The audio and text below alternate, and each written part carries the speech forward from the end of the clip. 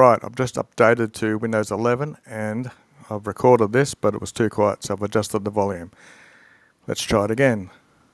This guy here, Catullus, when he was repulsed, forced back by the Cimbris people, his one hope of safety that he had was if he could be free from the river, or the river could be free, of which the bank of this river the enemies were holding.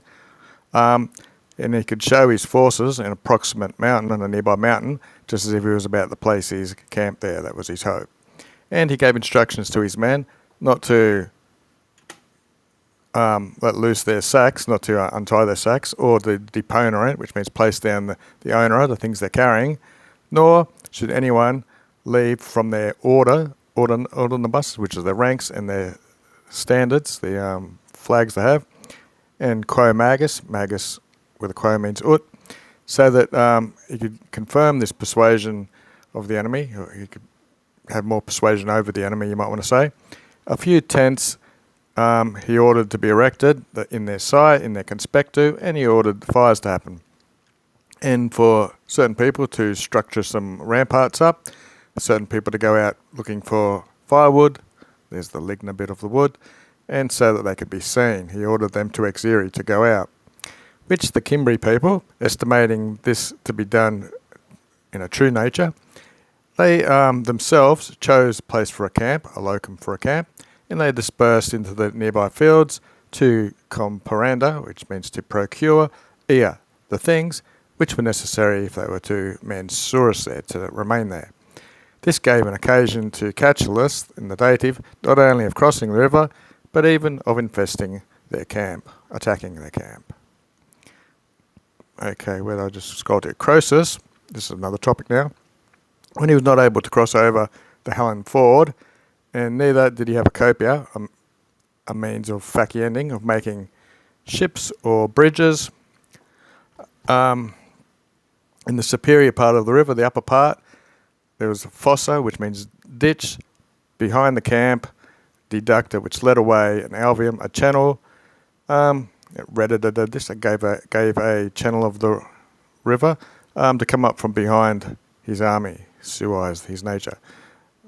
Pompey at Brundisi, when he exederated Italy, when he left Italy, and he was proposing to transfer the war somewhere else, with Caesar in standing, pressing in from his back, he was about to ascend or ascend a ship, class him, get on his fleet. He obstructed certain ways, he blocked them. In others, he intercepted them, he hedged them off with peridibuses, which are walls.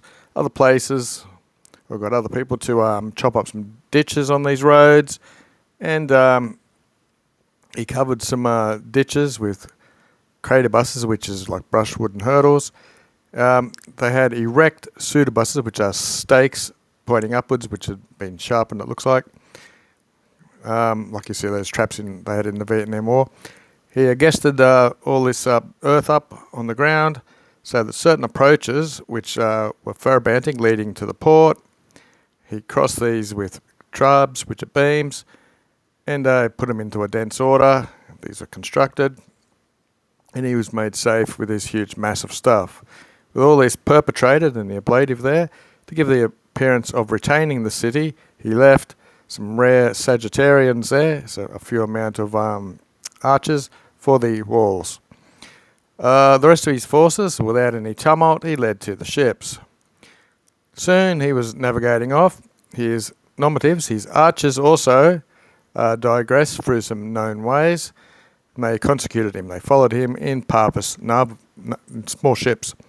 This other guy, Duilis the consul, in the port of Syracuse, which he had entered Tamaray rashly, he had a catena. There was a chain cast across the entrance to the port.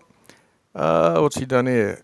He's retooled his universal soldiers, so all of his soldiers, he put them in the part of his ship, the pupums, like the one part of it at the rear end, and so with his ship resupine, pointing up or tilted up, with a great force of his rowers here, he lifted up this. Then with the levitated part of the front part of the prora, he proceeded over the chain. Okay, what have we got here?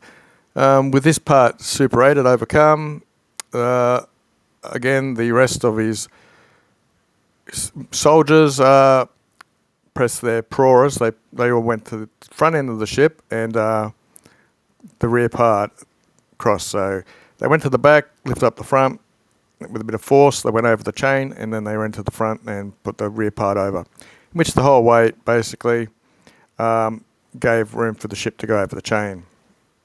Lysander the Spartan, when he was in the port of the Athenians and he was being blocked with this whole fleet, they obrutused the ships of the enemies, so it looks like they've sunk.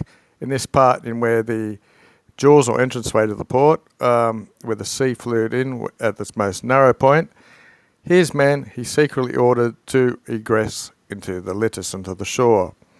And the ships were subjected on the wheels. Subjectus means from below, so the wheels were placed below the ships, and he crossed to Muncium, the nearby port. Tertullius, the legate of Q. Sertorius, when he was in Spain, amongst two abrupt mountains, probably steep. It was a journey long and narrow that he entered into. He led a few cohorts, and he discovered a huge handful of the enemy were advancing, coming close.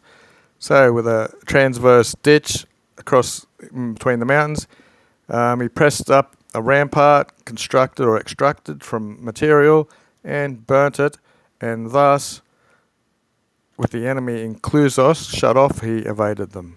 And that's